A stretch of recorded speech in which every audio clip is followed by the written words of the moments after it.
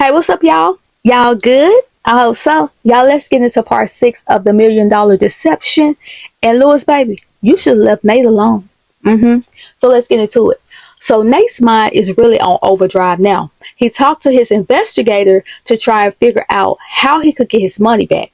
The investigator suggested doing to Monica what he did to Tori, or have someone hack into her account and just take the money. But Nate didn't want to do that.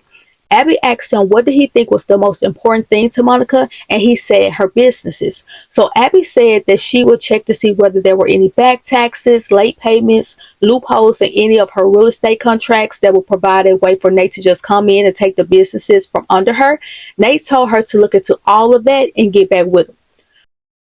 For a minute, Nate felt like some of that stuff was sounding pretty low, but he knew that he may have to do those things after what Monica and Lewis had done to him. So he shook those thoughts off and decided to check his emails before turning in, and he saw that he had another email from Lewis, and this time it was a video. Nate really didn't want to open it, but he felt like he needed to face it because it would strengthen his decision to get back at them for what they were putting him through. So he clicked play, and it was a video of Lewis and Monica having a very intense meeting in the bedroom. Lewis was going deep, and the sounds of Lewis pulling her back towards him made Nate feel like Lewis was punishing Monica, but her moans told him otherwise. Then Lewis released himself, and Monica turned around, grabbed that pipe, and was about to treat it like a blow pop. And Nate was like, no, Monica, please don't do this. Please don't. But she was crawling closer and closer, looking into Lewis' eyes. And before she got there, Nate had to stop the video because he couldn't take no more. He started pacing the room and asking himself, what has this man turned my wife into? Like, what has he done to her? And he wondered, how would she feel if she knew that I had this in my possession right now? How would that make her feel about Lewis? Would she still think that Lewis loves her? Nate didn't know, but he was going to put all that with the other evidence that Lewis had sent over. And this could be some more information that he could give to Abby, his investigator, because not only was Abby investigating Monica and Lewis, Nate also had her looking into Freddy. 3 days after he was jumped, Tim took Nate down to Abby's office. Nate told her that he needed to escalate the situation with Lewis. He told her to go as deep as she could go in her research and don't leave nothing out. Learn about everybody. Learn about his friends, associates, past jobs, immediate family. Heck, his pastor, if he even went to church. Whoever Lewis knows, I need to know better. After Nate and Tim left, Abby got deep in her bag. She didn't come out until 3 days later. She visited old neighborhoods, talked to people he grew up around, got school records all the way back to grammar school, and she went down to City Hall and pulled records there too. When Nate called to to do a check-in, Abby was able to tell him that Lewis came from a single mother. His father left when he was 5. They lived on welfare. Rough upbringing. He was the only child, barely graduated, has a number of petty crimes that all occurred before the age of 18. He never had a stable place to stay after getting put out or leaving his mother's house around 19. She found out about Selena and Layla and that Freddie Ford was his best friend. Nate told her since it was getting late to just meet him at his office. So the next morning, Abby was in the office giving Nate a picture of Freddie, and she filled him in on everything she had found out thus far. She said that Freddie and Lewis had been friends since they were in the 2nd grade. They had minor criminal records, but they are now working for Henry Ford, Freddie's uncle.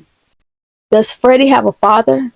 He did grow up in a 2-parent household, but at the age of 8, Freddie unalived his father for abusing his mother. Abby flipped through a few of the pages in the folder and showed Nate the death certificate. After the father's passing, the mother struggled to pay bills, maintain the house, and things like that. Here's a photo of the house. The address is on the back. I also checked on the status of the house. There were unpaid taxes, which were more than 2 years old. A real estate investor took ownership by paying the delinquent taxes, and their grace period for paying the taxes have passed. Is there any reason why they didn't pay him? Well, Freddie's mother hasn't worked in 2 years. She's on disability, and honestly, I don't think they even know that the taxes have been bought from under them. Interesting. Good work, Abby. Continue digging. And while you do that, I'm going to try and get in contact with the investor who holds the taxes to see if he's interested in working something out. And then I'll get with you so that we can figure out our next move. Well, 3 days later, Abby was sitting in front of the house that Freddy was flipping. She saw a man step outside the house and it was Freddy. Excuse me, may I speak with you about this house? Freddy walked over smiling. Do you know who the seller is for this house? Yes, that would be me. What, you want to buy it or something? No, but my boss is interested. If it's still for sale. Oh, yes, ma'am. Yes, ma'am. It's still for sale. Yes, ma'am. Great. Do you have a card? Freddy felt around his pocket for a card. He passed it to Abby. Mr. Ford, is it? Okay, well, great. She shook his hand and told him that she would contact him later that day with the address to where he could meet with her employer so they could discuss purchasing the house. Now back over there with Monica, 3 days in a row, Monica had returned to the park, hoping to see Nate and Nathaniel, but she had seen them during that time. As she was walking towards the play area, she was telling herself that this would be the last time that she would come to the park. As she was walking, she saw a man on the other side of the play area sitting on the bench, and he looked like Nate from the back. She sat down beside him without him noticing, and she said, "This is going to be my last time." When Nate turned towards her, she immediately noticed the bruises all over his face. Monica couldn't believe what she was seeing. She asked Nate what happened, and he said that he was out with Tim and his wife, and some dude got disrespectful, and so they got into it. Nate saw Monica holding a bag and asked her what was in it. She said that it was something she picked up for Nathaniel. And right at that moment, Nathaniel noticed her and ran across the grass yelling, "Mommy!" She stooped down, gave him a hug, and told him that she had something for him. He was so excited. He asked if he could open it, and Nate said that it was okay. He tore through that wrapping paper and pulled out a red fire truck. He gave Monica a kiss on the cheek and said, "Thank you, Mommy." Then he took off playing. Monica sat on the bench and asked Nate why hadn't he stopped Nathaniel from calling her mommy since it wasn't true. Nate said, "Well, you don't seem to mind." "Well, I only came here because I had a gift for your son and to tell you that I'm not coming here anymore." But she never responded to, "You don't mind him calling you mommy." And Nate noticed that. "Well, that was very sweet of you, but you could have called." "Yeah, but like I said, I had the gift for Nathaniel, but I really need to get to work." "No, you don't. You're a boss just like I am. You can go when you want to go." "How's that going anyway?" "You know how it goes. You have to deal with your employees, customers, clients, insurance." "But I know you love it." "Yeah, I do. I wouldn't trade it for the world." "Yeah, but all of that might change today when I get my quarterly reports. Who knows? It could be here today and gone tomorrow." "I doubt that. But if you need any advice or if you need me to look over them, you can bring them to me." "I really appreciate that, Nate, because it's really hard sometimes to get people to understand the world of a boss." "Well, let me get going. I'll see you later." And Nate, I just want to say that you seem so different, so much better. I'm proud of you. I could make you be prouder of me if you just give me a chance. "I bet you would love to try, but you know that I can't." Monica walked onto her car while looking back at little Nathaniel. So later on that day, Monica, Lewis, and Layla were sitting down for dinner, and Lewis noticed that Monica had a smile on her face the whole night, so he asked her, what was she smiling about? "You really want to know?" "Of course, baby, I want to smile with you." Monica told Lewis that she got her quarterly reports back and that they sold 16% more clothing and merchandise than they did last quarter, and the spa services were up. She said those numbers surpassed the annual goals that her and her accountant had set up. She was so excited that she told him she was going to go get the actual report because he had to see it for himself. But Lewis was not enthused. So when she came back, she laid the reports in front of Lewis and she was going on and on about numbers and percentages and margins. And she talked about all of the doors and new opportunities this will open, from radio ads, TV commercials to expansion. This is so exciting. You know what I mean? No, no, Monica, I don't. At this point, Lewis was frustrated. Monica, listen, you're at work all day. You talk about work all day and all night. And now you got us listening to this while we eat. But you said that you wanted to hear about it. Baby, I'm glad you met your margins and gains or whatever you're talking about. But to be honest, I don't understand anything you're saying. Did you, Layla? Layla just hunched her shoulders and kept on eating her food. See, so we can talk about something else. Let's talk about work another time. Monica was disappointed, but she said okay and she put her reports back. So the next morning, Freddie told his mom and Kia that he was going to meet with someone who wanted to purchase the rehab property. He said that he could feel it, that this was the beginning of something different.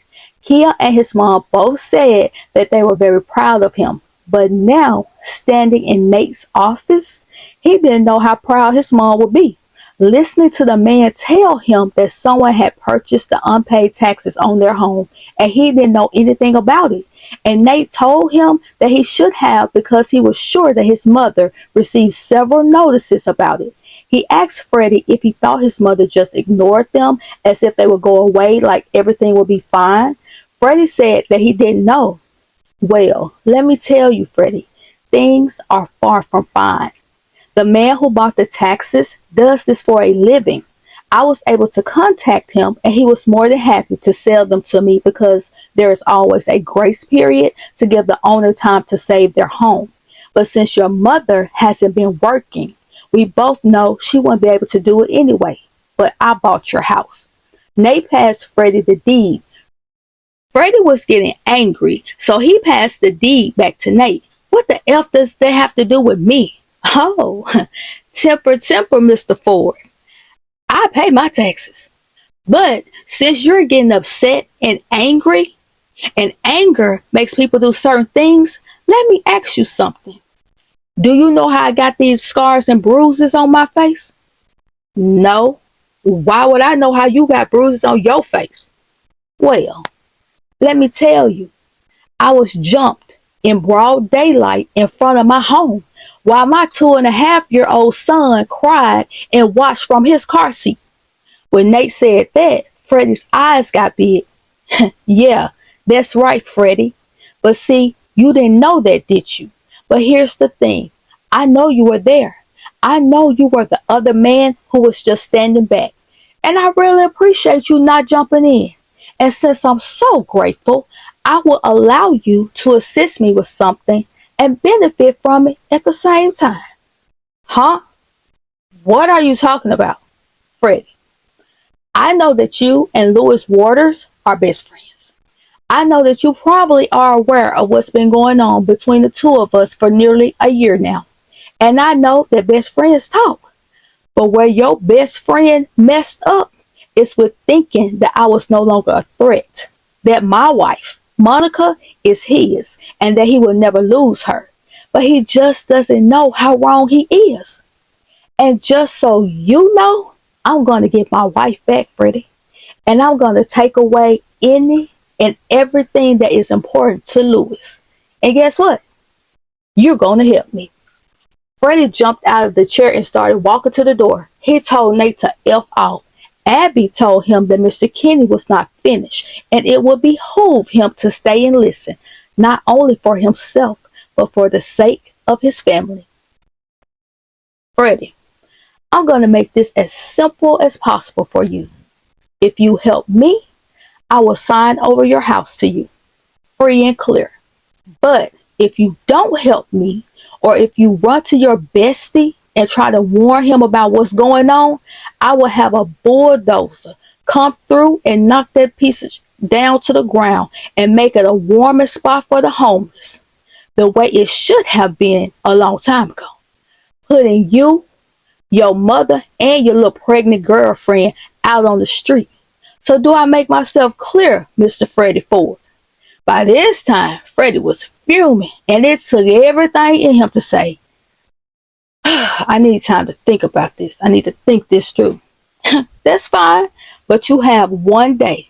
Now get up out of my office. Freddie made it home and he was ready to go in on his mama for not saying anything about the taxes because he felt like they could have gotten the money some kind of way. But when he opened her bedroom door and saw her dozing off to sleep, he knew he couldn't take that kind of news to her. He went and sat at the end of her bed. She opened her eyes and smiled at him. She asked him if he sold the house, but Freddie said that the man wasn't serious. His mom said that he'll get another buyer. Then Freddie asked her if he could ask her something. Anything, baby? Well, if someone was trying to force you to do something to hurt your friend, would you? Knowing that if you didn't, you could suffer bad consequences? His mom said a real friend wouldn't let anyone force them into hurting their friend because there were no consequences that bad that would make her lose a good friend. But I think there are moms. Listen, Fred, the consequences will pass, but good friendships last forever. Freddie thought about what his mama said for a minute and told her that she just might be right. He gave her a kiss and was headed out the door, and his mom told him that she needed to let him know that her boss called and said that they couldn't wait, until she got well. So he had to fill the position. Freddie could tell that his mom was hurt by that, but she was just trying to hide it. He went downstairs and asked Kia if she knew that his mom had lost her job. She said that she did and that she even tried to convince the man to give his mom some time. She told him that she was still healing, but he said that he couldn't wait. To help out, Kia told Freddie that she could postpone her last year of school, and Freddie told her not to do that. He said that he was the man of the house and that it was his mother's house and it was his responsibility and he would take care of it. So after the conversations with his mom and Kia, Freddie made the one call he never thought he'd make. He dialed the number, and when the voice answered, he said, "What do you want me to do?" He was given an address and instructions to meet the next day at 12:15 p.m. And the next day, he was sitting at a back corner table inside of the Intercontinental Hotel on Michigan Ave, with Nate Kinney sitting in front of him with a manila folder that Nate said contained information on Freddie that he probably didn't even know about himself, and even more on Lewis. So if Freddie lied, he would know. And the next thing he would hear was the sound of a bulldozer. So for the next 30 minutes, Freddie told Nate everything he knew about Lewis. And how does he get along with my ex-wife? They're no different than any other couple. They have their good days and their bad days. When is it good? When he laying that pipe. What you think? And that's any day there is and why. He can't get enough of her and she can't get enough of him. Freddie saw Nate's jaw tighten and Freddie smiled on the inside. Well, when is it bad? Mostly when it comes to work. Monica deals with a lot of business dudes and she talks about work a lot, like expansion, how much she's making or increasing in sales. And Lewis, he don't like to hear that type of stuff because he don't understand what's going on and it makes him feel like he's not doing anything. They're just different. Lewis likes to puff and pass, play the PlayStation, watch sports, and listen to rap. Nate was getting frustrated, so he asked Freddie if Lewis at least tries to better himself, because the Monica he knows is not going to tolerate that much longer. Freddie said that Lewis was supposed to be in college, and he regretted saying that as soon as it came out of his mouth. But he kept talking and told Nate that Monica is paying for him to go to school, but he dropped out a while ago, but Monica doesn't know. He said that during that time he's supposed to be at school, Lewis is at the job site trying to make extra money and saving it to prove to Monica that he can be a success. But what is he saving the money for? Because we have plans to start our own real estate company. Oh, I see. So he's trying to become the man that I had him pretending to be. But Freddie, okay, wait. What I'm not understanding is, why does Monica stay with him? Why is she putting up with him? She loves him. She loves him and his daughter. She cares for that little girl like she's her own. She is the child that she could never have. Yes. Oh, okay. The daughter, yes. So Lewis is using this to his advantage. Nah, he's not using her. He's happy that his daughter has a good woman in her life. Nate nodded his head at Freddie. He drank the last of his drink and asked Freddy how did he feel. Like, I don't like doing this, and I don't like that you're making me do it. Well, all I know is you better learn to like it, because we have a long way to go. Then they pulled $100 out of his wallet and passed it to Freddy, but Freddy didn't want to take it. Listen, don't be a fool, Freddy. You're barely making enough money, and your mother doesn't have a job. You need to use your little money to pay bills. Look at this as pocket change. And if you keep doing what you're supposed to do, there will be more from where that came from. So continue to gather more information and don't turn off your phone, because I don't know when I may have to call you. Okay? So have a nice day, Mr. Ford. After Nate got all that information from Freddy, he called Monica to convince her to meet him at the park the next day. His excuse was that Nathaniel missed her and that he wanted to hear about her stores since she never told him about the quarterly reports. It was now 7:45 a.m. and he was waiting at the park for Monica, but he was starting to think she wasn't coming. He kept checking the coffee that he picked up for her to make sure it was warm. Then he heard someone say, "Is that for me?" Which scared the mess out of Nate, and he told her that she was going to have to stop sneaking up on him like that. She asked where was Nathaniel, and Nate said he was on the playground playing with the truck that she bought him. She wanted to find him and give him a hug, but Nate told her that he wanted to hear about her reports first, and that made Monica excited. She told him about the profits and the margins. He asked her what was she planning on doing with the extra revenue, and she said she really wanted to open a new store. Then Nate started smiling and said that a guy that he knows came to him a few days ago about some properties that he was trying to unload, and one was a warehouse, which he said would be a perfect spot for a retail space. Monica couldn't believe it. She asked Nate if he thought the guy still had them. Nate pulled out his phone and called the guy up. The man said he only had one location left. So Nate told him to put it on hold because he had someone who was interested. Monica jumped into Nate's arms and gave him a big hug. But then she asked him why was he doing that for her. She wanted to know, what did he really want? In Nate's head, he was saying that he would tell her how much of a loser Lewis was and that he wanted her to kick him to the curb. And Nate wanted her to do that because he knew how much joy Monica got out of raising Lewis's daughter. Nate said that if he could be honest with her, he would tell her that he was just trying to win her trust back, get back with her, get her to trust him with everything, her money, her assets, and hopefully get her to sign over a power of attorney to him, because he would take everything, all the money she swindled from him and everything she ever bought with it. But if he couldn't get any of that, he would just leave her again and hope that whatever bond she formed with Nathaniel, the love she thought that she had rebuilt with him, and the loss of Lewis and Layla would be too much for her, that she wouldn't even want to continue on with life. Nate was thinking that he wanted her to suffer horrendously and to be alone for the rest of her life for all the lies she told, the years she made him waste with her without giving him kids, and the money she stole from him. Nate was so deep in his thoughts that he didn't even hear Monica talking to him. "Hello?" Earth to Nate. "Nate, are you okay? I asked you what did you want?" And with as much sincerity that Nate could muster up, he said, "I've told you over and over, I want you." So later that afternoon at work, Monica told Tabitha that she hadn't told Lewis about the annual Women in Business Ball because if she asked him to go, she'd run the risk of finding out that he really didn't care about her work life at all. And at first, she just accepted it, but now that she knows that there is someone who feels the same passion about it as she does, it just makes it hard. Then she went on to tell Tabitha about her expressing the things that she wants in business to Nate and how he's just hopped on the phone and handled the situation. Monica felt like Nate really wanted her to succeed.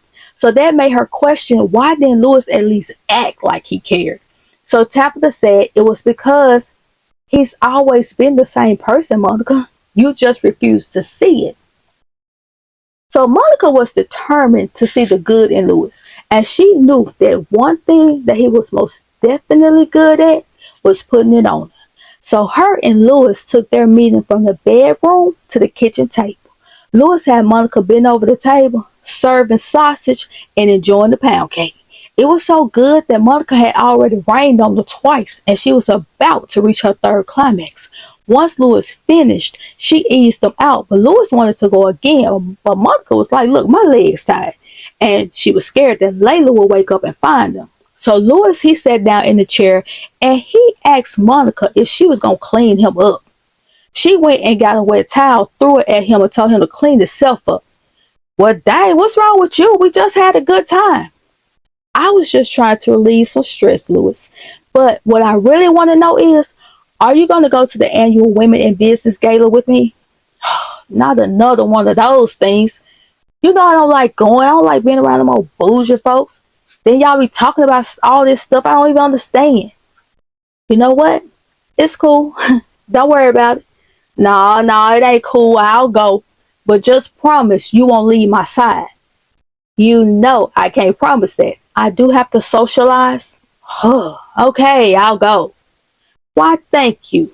Do I need to pay you for interrupting any of your shows? Dang, Monica. I said I was going. Why you gotta do all that? Thank you, Mr. Waters, for taking time out of your busy schedule just for little old me. So, the next morning, Nate and Abby were on their way to St. Louis because Abby had found out some information on Selena's family. Her mom's name was Alicia, and she had a daughter named Salonica. And Salonica had a set of twins. So Nate had Abby to call Celicia and tell her that they had some information that could be financially beneficial to them and that they would be flying out to meet them the next day. So Abby said the mother was excited. She was asking if they had won the lottery or something. And Nate was thinking, not the lottery, but that if they did what he told them, it could work out in their favor. So Nate and Abby arrived in St. Louis at Celicia's house. Nate looked out the window and then he looked back at Abby and asked her, are you sure this is the right address? She said, yes, sir, it is.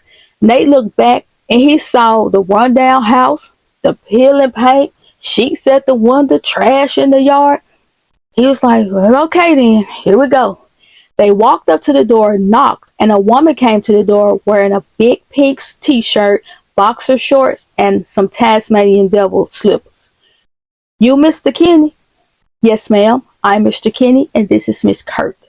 We called a few days ago from Chicago, and as soon as he said that, Celicia and her gap-tooth smile was like, yes, come on in. Y'all come on in.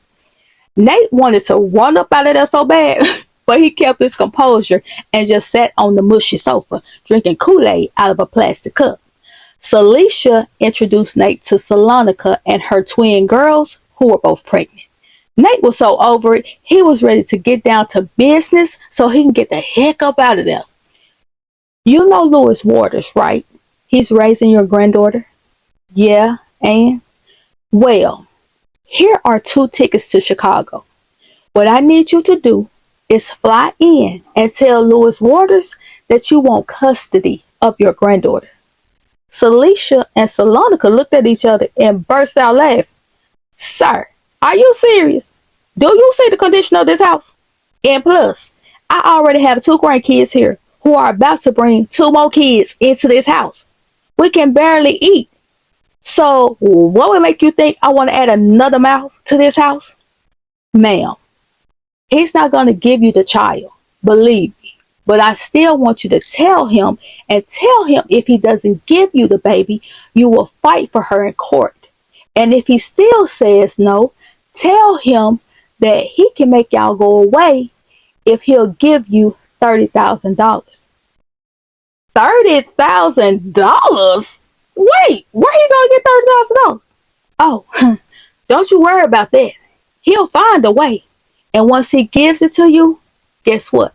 It's yours, free and clear. Celicia and Salonica were jumping up and down, hollering, we rich, baby. We rich. Once they stopped, Nate told them not to let up. Do not let up until he gives you the money. Oh, don't you worry, Mr. Kenny, because once we roll up into Chicago, all hell gonna break loose, baby. Well, That's exactly what I want to hear. And I'll be in touch. Hey, that's it, baby. Freddie, when you kept saying that you were saying it in your head, in your body, that you did not want to go with Lewis when he jumped on Nate, you should have went with your gut. And maybe you wouldn't be in this position that you're in now. Because Nate is going to use you for everything you got, everything you know. I don't know how this going to turn out for you, Freddie. But you should have went with your first mind. You should have just been like, hey, since you said you was going, whether I went with you or not, you should have let him go on about his business and let him handle it himself. Monica, snap out of it. Nate does not care anything about you, ma'am. I don't know what's wrong with you. I wish we knew more about your childhood because, baby, you may have all these degrees and running businesses, but some stuff ain't clicking, Steven. But listen, y'all get down in the comments. Let me know what you think. And I'll talk to y'all later.